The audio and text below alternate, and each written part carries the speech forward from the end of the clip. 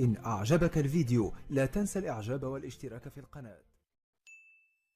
الهادي يحيى بن الحسين الذي هو إمام المذهب، هذا الرجل إن له كتبا ألفها، ومن ذلك كتاب المنتخب، ومن ذلك كتاب الأحكام، ونقل في هذين الكتابين أحاديث من صحيح البخاري ومن صحيح مسلم رحمهم الله تعالى.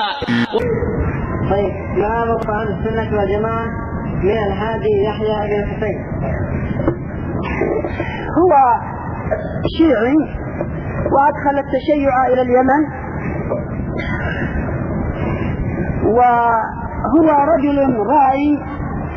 رأيت في بعض كتبه أنه يصحح أحاديث ضعيفة لا أصل لها، ويضعف أحاديث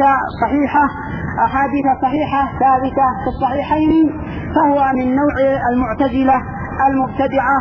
لسنا نجامل ولسنا نداري الناس بما يغضب ربنا، ولكنه قد أفضى إلى ما قدم، وهو يبغض الرافضة وعنده قصده من الرفض. فهو يقول: نتوقف في أبي بكر وعمر، لا نسبهما ولا نرضي عنهما، ونجد هذا لا يتوقف عنه. ذكر هذا يحيى بن حمزة في الرسالة الواجعة للمعتدين عن سب صحابة سيد المرسلين. ثم بعد ذلك أيضا في باب الأسماء والصفات هو معتدلي، في باب الأسماء والصفات معتدلي، فنحن لا نركن عليه ولا على كتبه.